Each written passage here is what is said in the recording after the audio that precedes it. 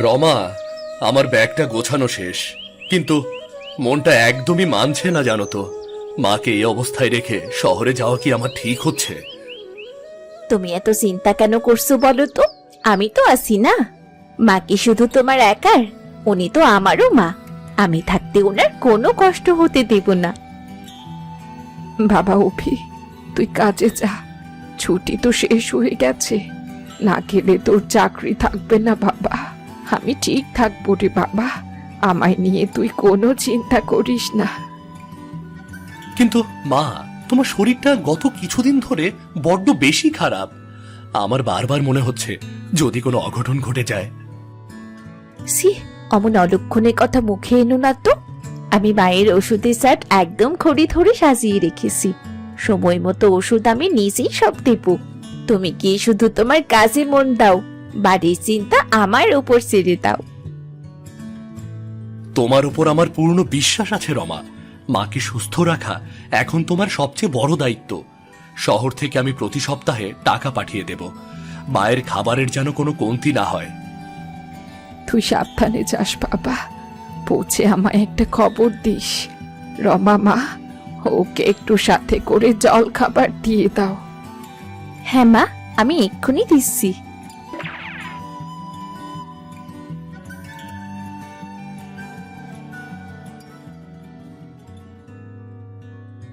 ঠিক আছে মা, আমি তবে আসি। রমা, তোমার উপর ভরসা করে আমি নিশ্চিন্ত মনে যাচ্ছি।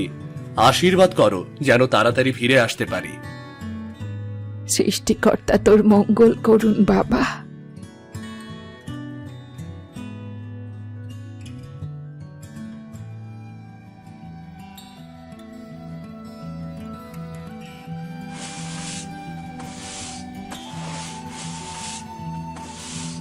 বৌমা, ও বৌমা, একটু জল দেবে?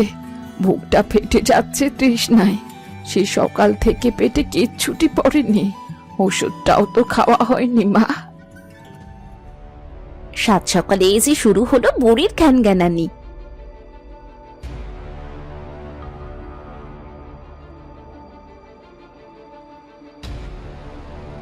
চল চল করে কি আমার মাথাটা খেয়ে ফেলবেন নাকি? আপনার ছেলে এখন বাড়ি নেই, কি ভেবেছেন আমি আপনার গোলামি খাটবো? এত সহজ না।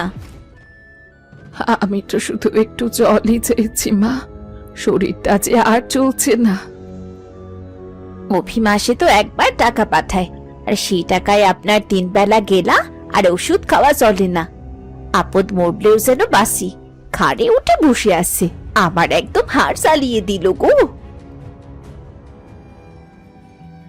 রমা, তুমি এ কি করছো?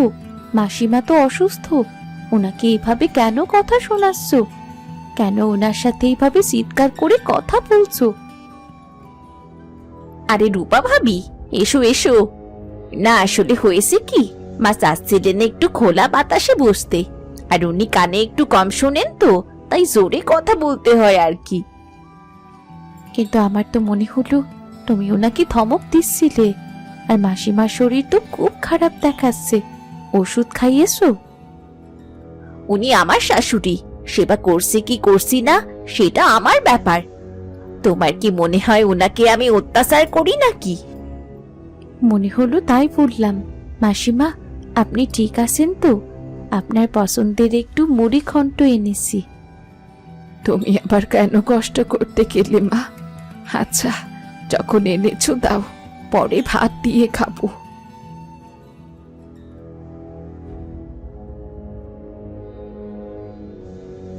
বুড়ির ভালোবাসার পাত্রের যেন কোনো অভাব নেই। গ্রামের সবাই ওনাকে ভালোবাসে। সত্যস্য পাতি খেতা। মাসিমা, আমি তাহলে এখন আসি, পরে আবার আসবো।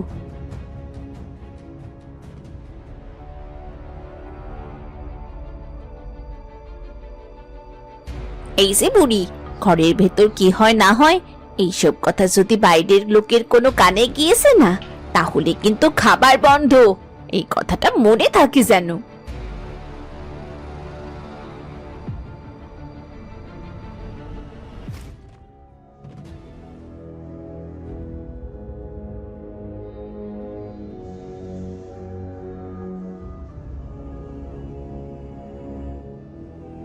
রমা মা, কোথায় গেলি রে?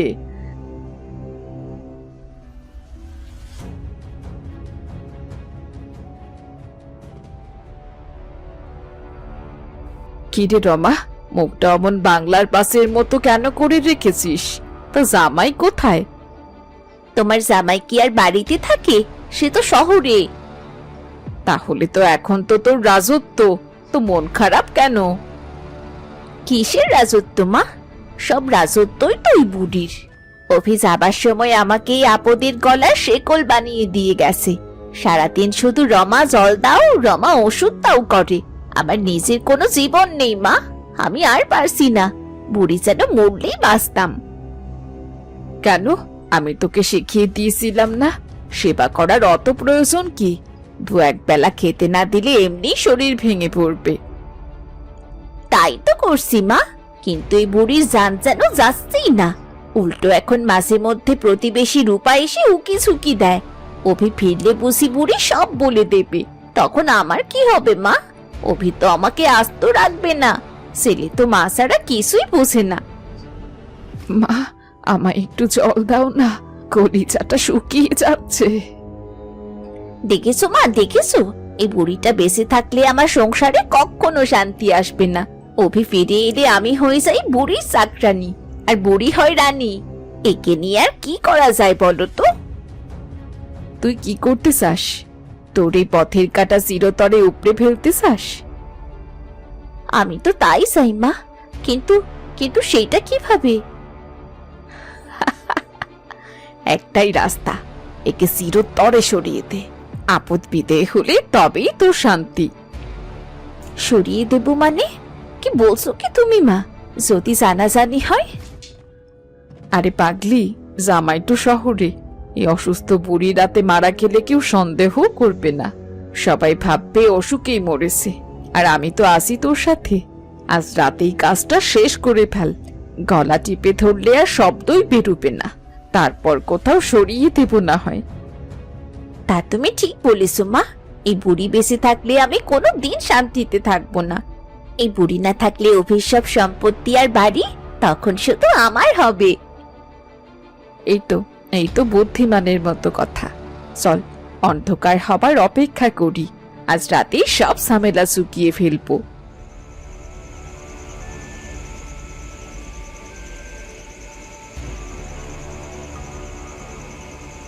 একটু জল দাও না বৌমা, বুকটা ফেটে যাচ্ছে। রমা, ও রমা, কোথায় তুমি মা? রমা, এই তো সুযোগ, দেখছিস না?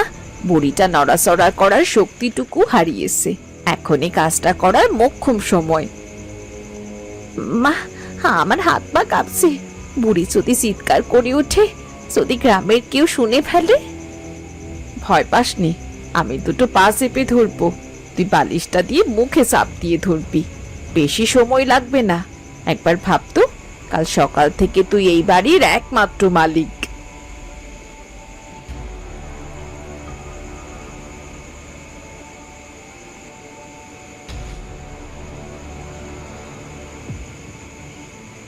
মা, আপনার খুব জল তৃষ্ণা পেয়েছে তাই না? এই নিন মা, আজ থেকে আপনার সব তৃষ্ণা আমি চিরতরে মিটিয়ে দিচ্ছি। দাও মা, একটু জল দাও। আমার বুকটা জলের জন্য যে ফেটে যাচ্ছে। আর জল খেতে হবে না, ঈশ্বরকে ডাকতে থাকো বুড়ি।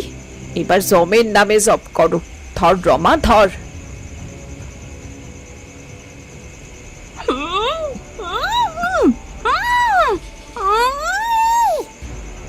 ওকে শক্ত করে ধর, আর একটু ধর রমা।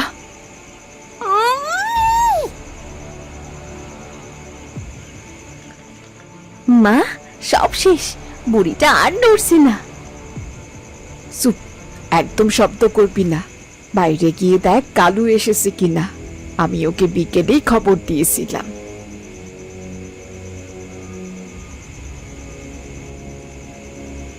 কি মালতী পিসি, এত রাতে জরুরি তলব দিলে যে? কাজটা কি গো? কালু, তুই ছাড়া এই গ্রামে এমন সাহসী লোক আর কেউ নেই। এই দেখ, বুড়িটা হুট করেই মরে গেল। এখন একে নিয়ে আমি আর রমা কি করি বলতো? তুই যদি একটু ব্যবস্থা করে দিতি। এ হুট করে মরে গেল নাকি মেরে ফেললে? আমাকে বোকা ভেবো না, এটা খুনের মামলা। ধরা পড়লে আমারও ফাঁসি হবে, এর ঝুঁকি অনেক বেশি। কালু ভাই, দোহাই তোমার, তুমি কিছু একটা উপায় বের করো। পুলিশ জানতে পারলে আমাদের সর্বনাশ হয়ে যাবে। শুধু এটাকে চিরতরে সরিয়ে দাও কালু ভাই। ঠিক আছে, তবে একটা কথা মনে রেখো, এই কথা জানাজানি হলে আমি কিন্তু তোমাদের নাম সবার আগে নেব। কেউ জানবে না, তুই শুধু বল কোথায় সরাবি। তোমাদের বাড়ির পাশের পুকুর পাড়ে ওই যে মস্ত বড় আম গাছটা আছে না, ওটা লোকে অভিশপ্ত মনে করে। ওদিকে কেউ বড় একটা যায় না। আমি ওই আম গাছের গোড়াতেই গভীর গর্ত করে ওকে পুঁতে দেব। শেয়াল কুকুরেও হাদিস পাবে না।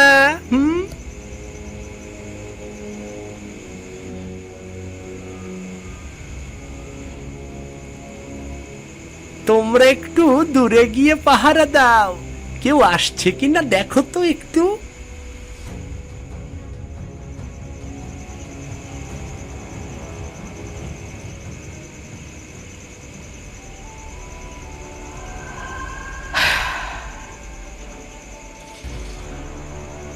শুনলে মা, মনে হলো কেউ যেন দীর্ঘশ্বাস ফেললো। হে তোর মনের ভুল, চল সব শেষ, এবার তাড়াতাড়ি বাড়ি ফিরে যাই।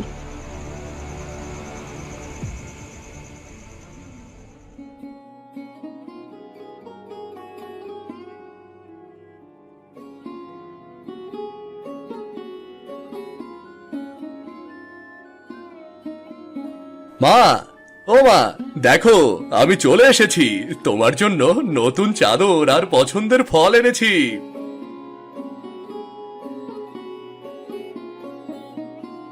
মা, মা, কোথায় তুমি? মা, কোথায়? তুমি এসেছো? হ্যাঁ রমা, কিন্তু মা কোথায়? মা তো ঘরে নেই। আমি তোমাকে কি করে মুখ দেখাবো জানি না, আমাদের সব শেষ হয়ে গেছে। কি বলছো তুমি? মা কোথায়? কি শেষ হয়ে গেছে? আমাকে খুলে বলো। কি করবো বলো, তোমার যাবার 2 দিন পর থেকে আমার মা খুব অসুস্থ হয়ে পড়েন। আমি মাকে ডেকে বললাম যে মা, আমি একটু বাড়ি যাবো। তিনি বললেন ঠিক আছে। তাই আমি 2 দিনের জন্য বাপের বাড়ি গিয়েছিলাম, কিন্তু ফিরে এসে দেখি। কি দেখলে? পরিষ্কার করে বলো রমা, কি দেখলে? ফিরে এসে দেখি ঘর খোলা, বিছানা খালি, মা নেই। সারা গ্রাম আমি খুঁজেছি, কিন্তু কোথাও মা নেই। পাড়ার লোককেও জিজ্ঞেস করেছি, কিন্তু কেউ কিচ্ছু বলতে পারলো না। মা হয়তো অসুস্থ মাথায় তোমাকে খুঁজতে বেরিয়েছিলেন, আর তারপর তিনি বাড়ি ফিরতে পারেননি। এটা অসম্ভব। মা তো ঠিক মতো দাঁড়াতেই পারতেন না। মা অসুস্থ মানুষ, তিনি একা বাইরে যাবেন কি করে? নিশ্চয়ই কেউ আমার মাকে তুলে নিয়ে গেছে। অভি ভাই, শান্ত হও তুমি। রমা যখন বাপের বাড়ি গিয়েছিল তখন আমরাও মাসিমাকে দেখিনি, তবে রমা ফেরার পর আমরা সবাই মিলে তাকে অনেক খুঁজেছি। রূপা দিদি, তুমি তো পাশের বাড়িতেই থাকো, মা কি একবারও ডাকেননি? কোনো শব্দ পাওনি? আমি তো ব্যস্ত থাকি ভাই, তবে মাসিমা যেদিন নিখোঁজ হয় সেদিন রাতে খুব ঝড় বৃষ্টি হয়েছিল। আমার অসুস্থ মা এই বৃষ্টির মধ্যে কোথায় যাবেন? রমা, তুমি কেন মাকে একা রেখে গেলে? কেন? আমি তোমাকে কত বিশ্বাস করেছিলাম। আমাকে আর অপরাধী করো না, আমি তো সারা রাত গঙ্গার ঘাটে ঘাটে খুঁজেছি। আমারই কপাল খারাপ, তাই শাশুড়ি মাকে আমি দেখে রাখতে পারিনি।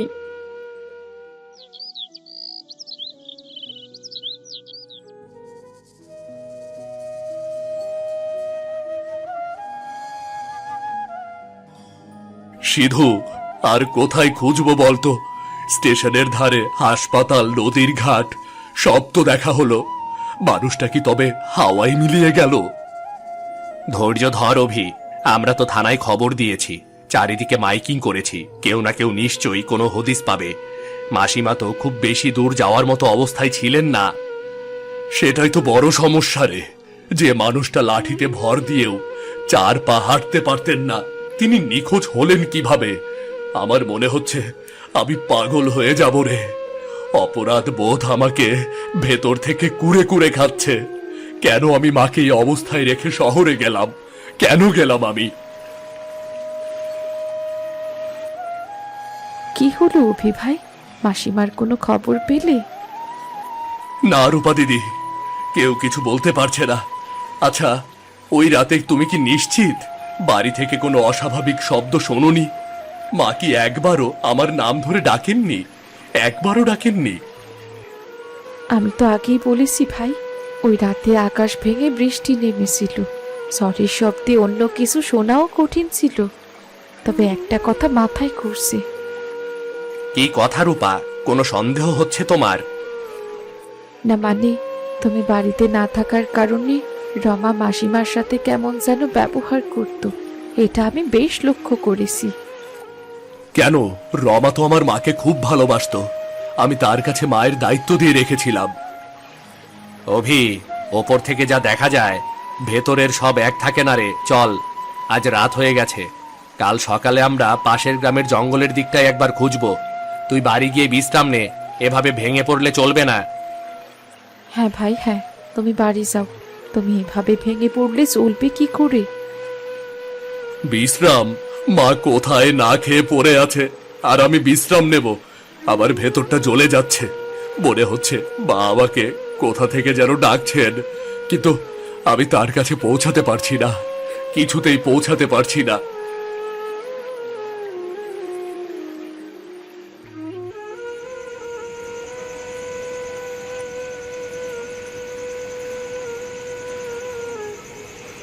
মা, তুমি কোথায়?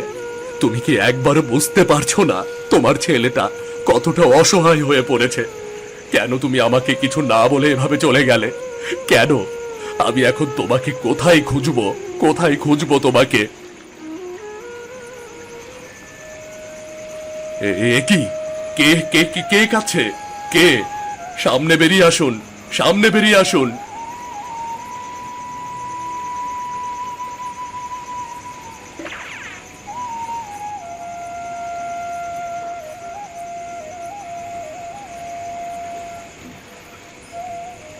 অভি, কি হয়েছে তোর? এভাবে ভূত দেখার মতো হাঁপাচ্ছিস কেন?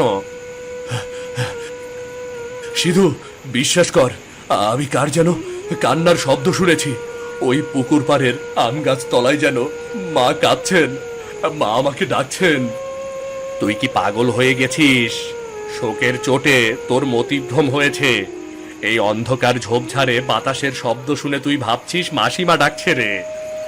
না সিধু, ওটা বাতাসের গন্ধ ছিল না, আমি স্পষ্ট শুনেছি কেউ কাঁদছে, কষ্টে আছেন। সিধু, আম গাছ তলায় কিছু একটা রহস্য আছে রে সিধু, কিছু একটা রহস্য আছে। শান্ত হ অভি, রাত অনেক হয়েছে, এখন ওখানে যাওয়া ঠিক হবে না। কাল সকালে আমরা ওখানে যাব, কিন্তু তোর কথাগুলো শুনে আমার মনেও কু ডাকছে রে। না সিধু, মা আমাকে সংকেত দিচ্ছেন মনে হচ্ছে। আমাকে জানতেই হবে ওখানে কি আছে, আমাকে জানতেই হবে।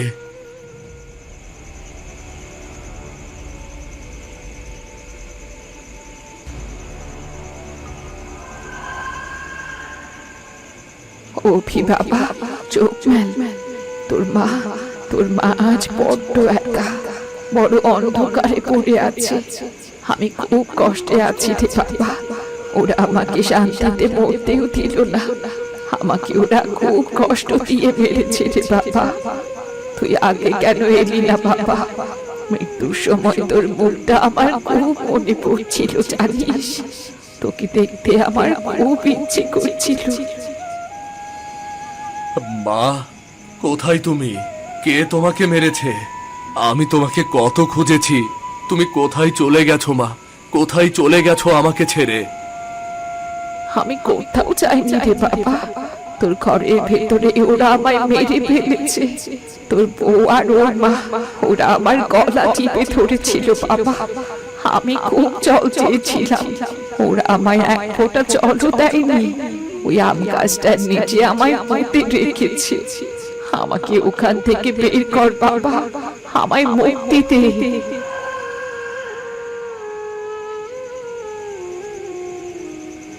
কি হয়েছে গো, এমন চিৎকার করে উঠলে যে? কোনো খারাপ স্বপ্ন দেখেছো? হ্যাঁ রমা, খুব খারাপ স্বপ্ন। এমন স্বপ্ন দেখলে পাথরও ফেটে যাবে। মা এসেছিল আমার কাছে। আরে বাবা, মনের দুশ্চিন্তা থেকে মানুষ এমন আবোল তাবোল স্বপ্ন দেখে। জল খাও, সব ঠিক হয়ে যাবে। না, সব ঠিক নেই। মা আমাকে সব বলে দিয়েছেন। তিনি বলেছেন কিভাবে আপনারা দুজনে মিলে তার গলা টিপে ধরে তাকে মেরেছেন। তিনি বলেছেন পুকুর পাড়ের আম গাছের নিচে পুঁতে রেখে এসেছেন। এইসব কি বলছো তুমি? একটা স্বপ্নের কথা শুনে আমাদের দোষ দিচ্ছ?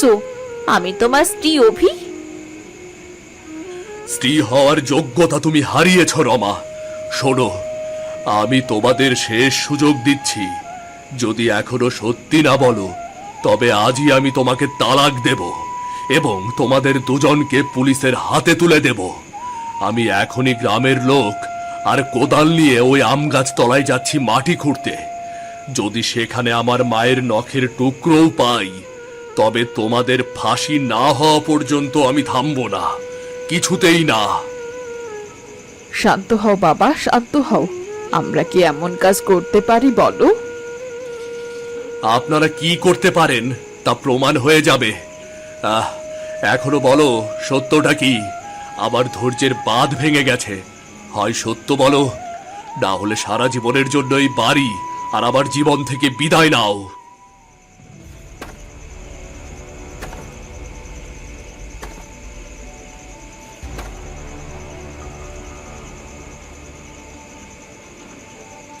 অভি, ওই দেখ, মাটির নিচে মাসিমার শাড়ির আঁচল দেখা যাচ্ছে।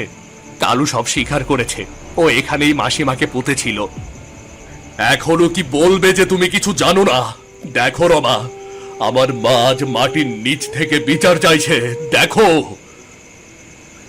ওগো, ওগো, তুমি আমায় ক্ষমা করে দাও। হ্যাঁ, আমি আর মা মিলেই ওনাকে মেরে ফেলেছি। ওনার শ্বাস রোধ করেছিলাম। আমাকে বাঁচাও অভি, বাঁচাও। আমাকে পুলিশে দিও না। তোমাকে বাঁচাবো? যে হাত দিয়ে তুমি আমার মায়ের গলা টিপে ধরেছিলে, সেই হাত দিয়ে আমার পা ছবে না তুমি, কিছুতেই না। তুমি কেবল খুনি নও রমা, তুমি একটা পিশাচিনী। আজ থেকে তোমার সাথে আমার সব সম্পর্ক শেষ। বাবু, আমি টাকার লোভে পাপ করেছি, আমার কোনো দোষ নেই। দারোগা বাবু, এদের নিয়ে যান। এদের মতো নরপশুদের জায়গা এই সমাজে নেই। আইনের কঠিনতম শাস্তি যেন এদের হয়। মা, আমি তোমাকে বাঁচাতে পারলাম না মা। আমার নিজের ঘরেই জমদূত ছিল, আমি চিনতে পারিনি মা। তুমি আমায় মাফ করে দিও মা, আমাকে মাফ করে দিও। বৃদ্ধ ও অসুস্থ বাবা মায়ের ওপর করা অত্যাচার সৃষ্টিকর্তাও সহ্য করেন না। পাপ কখনো চাপা থাকে না। এর বিচার ও শাস্তি এই পৃথিবীতেই ভোগ করতে হয়। সৃষ্টিকর্তার আদালত থেকে কারোরই নিস্তার নেই।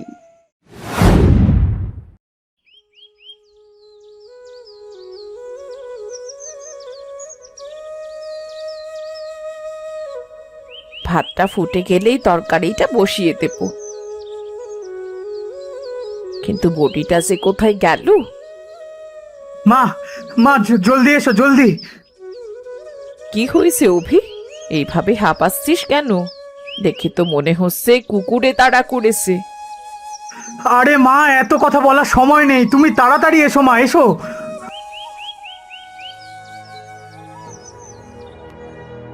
হে কি? কি হয়েছে মা? তুই হঠাৎ করে এইভাবে? তোর মুখে এগুলো কিসের দাগ? মা, মা, তোমাদের জামাই আমাকে মেরে বাড়ি থেকে বের করে দিয়েছে। সে কি? কেন রে? সে বলেছে যৌতুকে টাকা না দিলে আমায় আর কখনো ঘরে ঢুকতে দেবে না। আমাকে বলছিস কি এসব? আমি এখন কি করব মা? আমার জীবনটাই যে শেষ হয়ে গেল। কাঁদিস না মা, কাঁদিস না। ওই নরকের কীটটা তোর গায়ে হাত তুলেছে, ওর হাত আমি ভেঙে দেবার ব্যবস্থা করছি, দাঁড়া।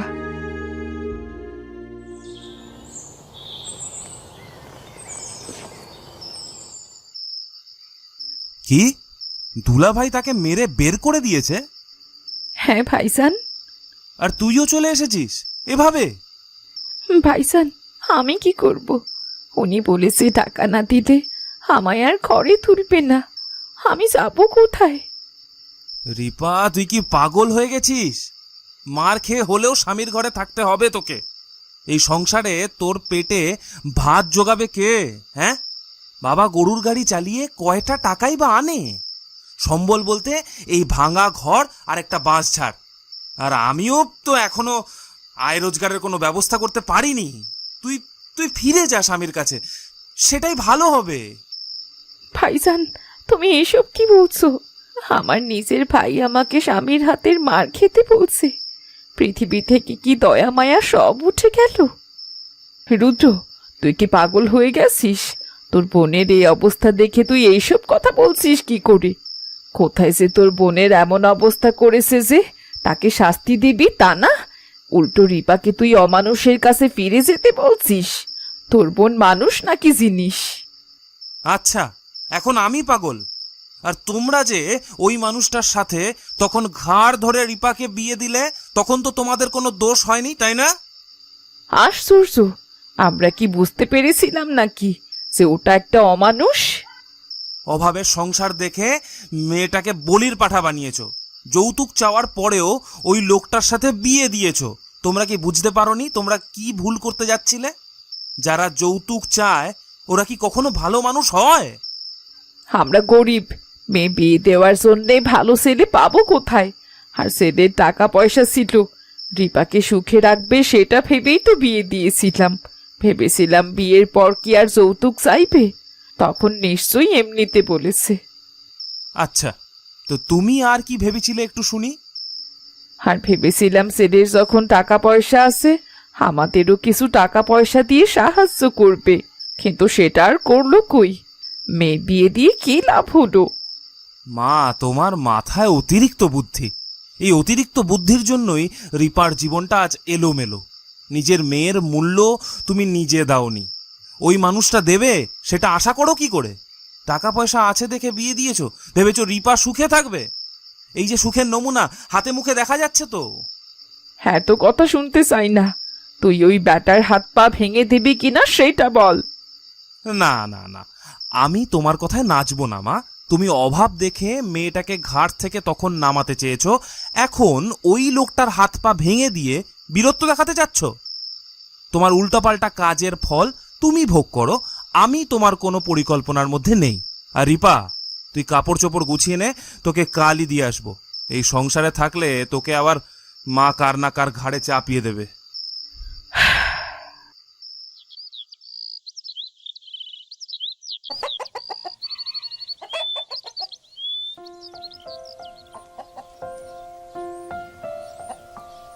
রতন, দুনিয়ায় খামার শুধু তুই একলাই দিয়েছিস, আর কেউ দেয়নি? সবার মুরগি বিক্রি হয়ে যায়, তোর খামারের মুরগি কি হিরে দিয়ে বানানো? কেউ কেনে না কেন? বাবা, আমার মুরগি নিশ্চয়ই বিক্রি করতে পারবো, তুমি দেখো। এ জন্মে তোর মুরগি আর বিক্রি হবে না। মুরগি যখন বিক্রি হয় না, তখন এত যত্ন করে কি লাভ? অন্যরা সস্তা খাবার দিয়ে বড় করে সস্তায় বেচে, লোকে কেনেও, আর তুই দাম বেশি চাস। ওদের মুরগি রেখে তোর মুরগি লোকে কেন কিনবে? বাবা, লোকে মুরগিদের অস্বাস্থ্যকর সস্তা খাবার খাওয়ায়, আমার মুরগিকে আমি দামি স্বাস্থ্যকর ভালো খাবার খাওয়াই। আমার মুরগি খেলে অসুখ বিসুখ হবে না, একদিন মানুষ ঠিকই বুঝবে। আমি মানুষকে খারাপ জিনিস দিতে চাই না বাবা, আমি সততার সাথে ব্যবসা করতে চাই।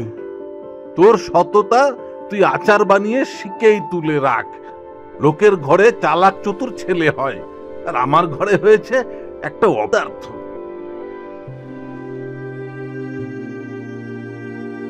আমি মুরগিগুলোকে সুন্দর করে টুকরো করে রেখেছি। দেখি সিধু ভাইয়ের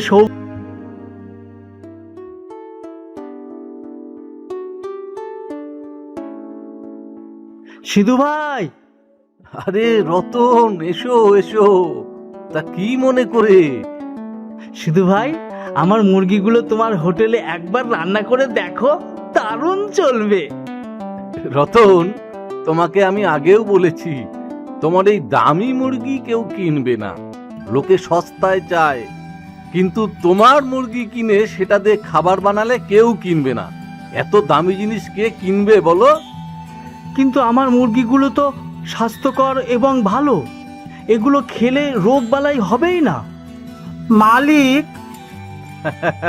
ওই যে দেখো, আমরা সস্তায় মরা মুরগি কিনি। মানুষ সস্তায় খেতে চায়, দামি জিনিস কেউ চায় না। মালিক, এই মুরগিগুলো কি রান্না করা ঠিক হবে?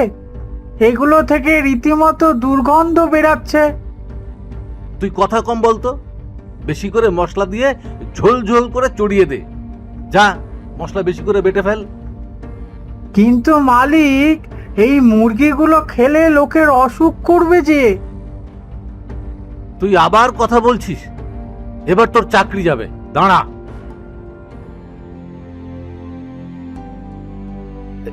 তুমি বসে আছো কেন? বললাম তো তোমার মুরগি আমার লাগবে না। যাও, চলে যাও, শুধু শুধু সময় নষ্ট করো।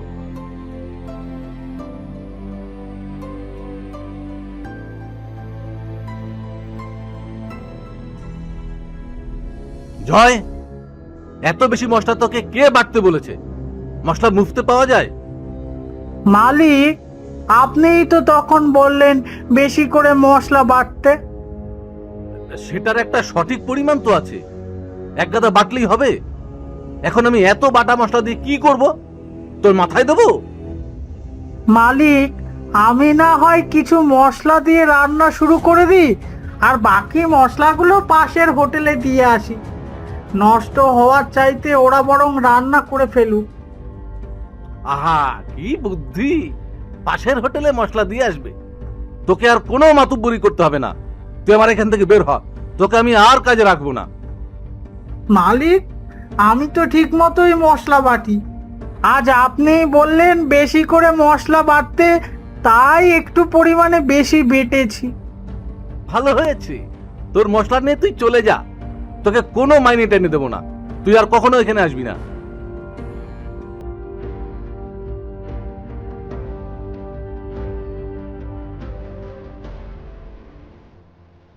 আরে অত ভয় পাচ্ছিস কেন? আমি আছি না, চল চল, কিছু হবে না।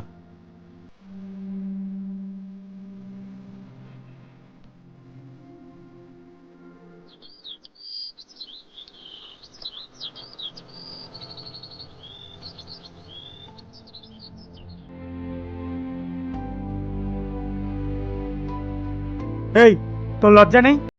তোর এত বড় সাহস, তুই ঢ্যাং ঢ্যাং করে আবার এসেছিস? দুলা ভাই, আমার কথা শুনুন। কি শুনবো? তোমরা সবাই ধোঁকাবাজ। আমার ভাইজানের সাথে এইভাবে কেন কথা বলছো? চুপ কর, তোর সাহস তো কম না। টাকা ছাড়া এখানে ফিরে এসেছিস? যা, বেরিয়ে যা।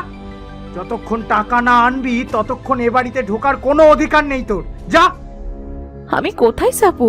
আমার যাবার কোনো জায়গা নেই। আবার কথা বলে?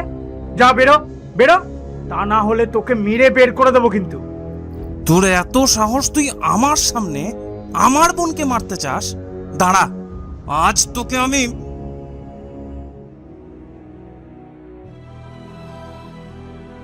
এই বাঁশ আজ তো পিঠে ভাঙবো। দাঁড়া দাঁড়া, আমার বোনের গায়ে আর একটা আঙুলও ছোঁয়াবি তো আজ তোকে শেষ করে দেবো। ওরে বাবা রে, এ তো দেখছি সাক্ষাৎ গুন্ডা। হ্যাঁ, এইবার গুন্ডাগিরি দেখবি, দাঁড়া। বাবা রে, আমি জান খোয়াতে চাই না। আমি পালাই পালাই। বেরিয়ে আয়, বেরিয়ে আয়, দেখি কত সাহস। আমার বোনকে মারার সময় তো খুব সাহস ছিল, এখন ভয়ে লুকিয়ে আছিস? বেরো, পচা গর্তের টিকটিকি কোথাকার। ভাইজান, ভাইজান চলো, এখান থেকে চলে যাই। দাঁড়া দাঁড়া, বেটাকে আচ্ছা করে পেদাবো, তারপর যাব। কত বড় সাহস! চলো ভাইজান চলো, আমার খুব খারাপ লাগছে।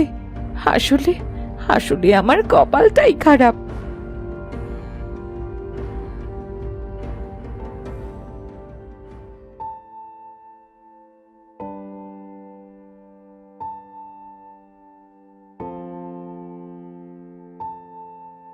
ভাই, আর পারছি না, আমি একটু বিশ্রাম নিই।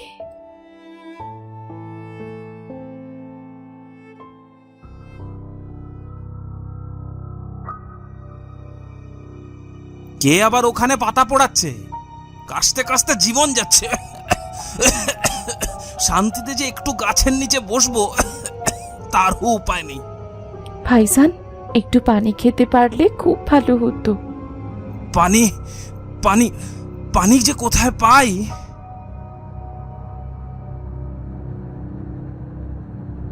ওইখানে দুজন বসে আছে, দেখি তো ওদের কাছে মুরগিগুলো বিক্রি করা যায় কিনা।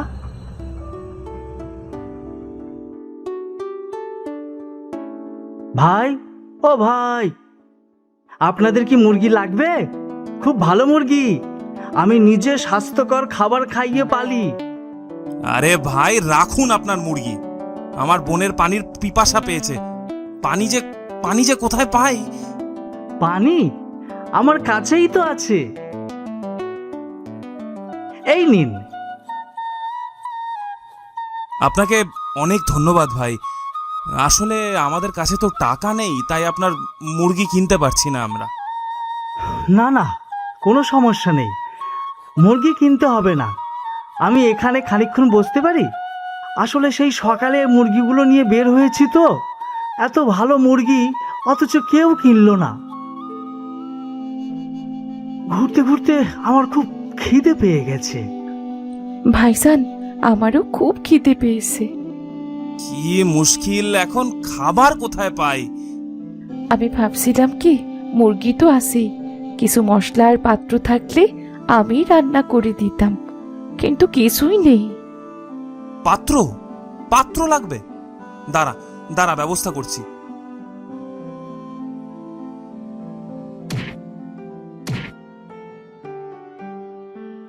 এই যে সুন্দর পাত্র, দেখ। আগুন তো ওখান থেকেই আনা যাবে, কিন্তু মুরগি শুধু বাঁশে সিদ্ধ করে খেতে হবে। আরে ক্ষুধার জ্বালায় সবই অমৃত লাগে, আপনি শুধু কাজটা শুরু করুন। বাঁশের পাত্রে রান্না করলে মুরগির মাংস এমনিতেই খুব সুগন্ধ হবে। আচ্ছা ঠিক আছে, তাহলে কাজ শুরু করি।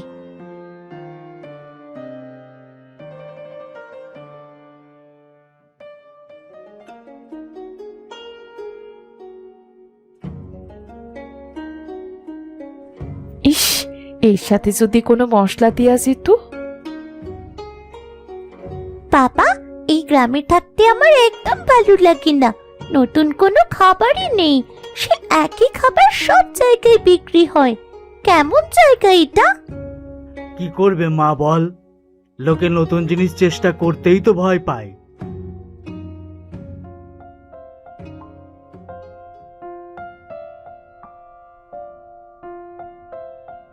বাবা, ওরা কি খাচ্ছে দেখো, গন্ধটা তো অসাধারণ। তাই তো, চল তো গিয়ে দেখি রে মা।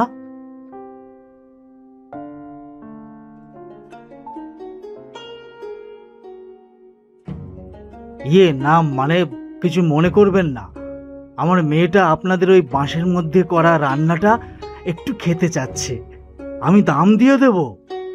আরে না না, দাম লাগবে না, বাচ্চা মানুষ যখন খেতে চাইছে, নাও বাবু, খাও তুমি। আপনিও নিন, খেয়ে দেখুন না কেমন হয়েছে। এটা কি খাবার? বাঁশে সেদ্ধ মুরগির মাংস, কি দারুণ! দেখেছো বাবা, একদম নতুন খাবার পেয়ে গেছি।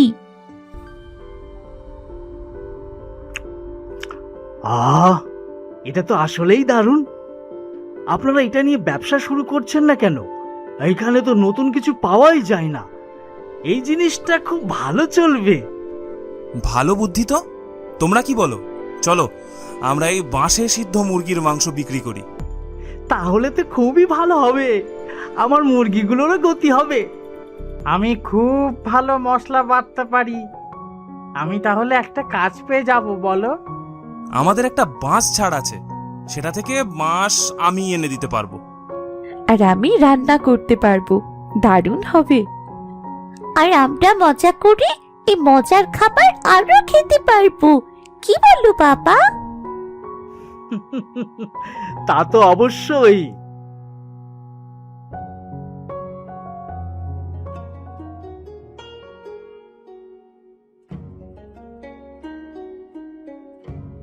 ভাই, এটা কি রান্না করছেন? বাঁশে মুরগির মাংস সেদ্ধ করছেন? হ্যাঁ, বাঁশে সিদ্ধ করছি। এর সাথে একটু মশলা হলে মনে হয় দারুণ হতো। আমার কাছে আছে, এই মশলাগুলো দিলে স্বাদ অনেক ভালো হবে। একবার দিয়েই দেখুন না।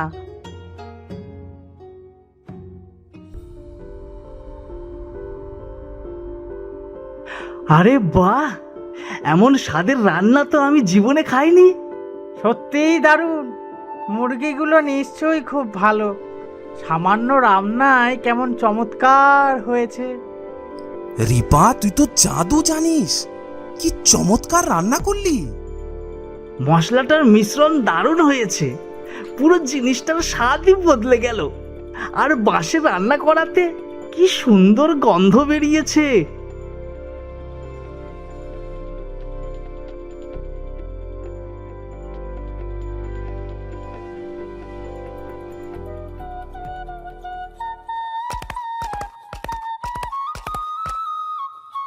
কি ব্যাপার? কে এলো? কি চিনতে পারছো? আরে আরে রিপা, তুমি? তোমাকে তো চেনাই যাচ্ছে না। এসো এসো এসো, কি কি খাবে বলো? শরবত কাচ্চি, তুমি যা খেতে চাইবে আমি তাই খাওয়াবো। কি খাবে বলো? না, আমি খেতে আসিনি। আমি শুধু আমার কাপড় চোপড় আর জিনিসপত্রই নিতে এসেছি। সে কি মানে কি বলছো তুমি? আমি তোমার কাছে আর ফিরবো না। বাঁশে সিদ্ধ মুরগির মাংসের ব্যবসা করছি আমরা, আর সেটাই আমাদের জীবনটা বদলে দিয়েছে। আমি আমার অভিশপ্ত জীবনে আর ফিরে যেতে চাই না। ও, ওটা তাহলে তোমাদের তৈরি খাবার? ওই খাবারের তো অনেক নামডাক শুনছি। হ্যাঁ, তাই এখন তোমার মতো মানুষ ছাড়াই আমার চলবে। তুমি আমায় অনেক মেরেছিলে, অনেক অপমান করেছিলে, সেই দিনগুলো আমি ভুলে যাইনি। আচ্ছা, টাকা পেয়ে এখন স্বামীকে ভুলে গেছো? হ্যাঁ, মেয়ে মানুষ এমনই হয়, ওর কাছে টাকাটাই সব। টাকা পেয়ে ভুলে যাইনি, সম্মান পেয়েই তোমাকে ভুলে গেছি। যেখানে সম্মান নেই সেখানে আমি আর থাকবো না। তুই আমার বাড়িতে না থেকে আমার বাড়ি থেকে জিনিসপত্র নিয়ে চলে যাবি? এটা এটা এটা আমি কিছুতেই হতে দেব না। হাত ছাড়ো, ছাড়ো বলছি। কিরে কালু, আমাকে চিনতে পারছিস তো? বাঁশটা আজ নিয়ে আসিনি, কিন্তু ইচ্ছে করলে এখনো আনতে পারি। আমাদের এখন আর বাঁশের অভাব নেই। ভালোই ভালোই রিপার হাত ছেড়ে দে, বেটা বিটকেল। ওরে বাবা রে, আমি আমি আমি পালাই পালাই। ব্যাটা তো আজ আর বেরোবে না রে রিপা, কি করবি এখন? চলো, ওই জিনিসপত্র আমার না নিলেও চলবে, ওইগুলোই ব্যাটাই পরে বসে থাকুক।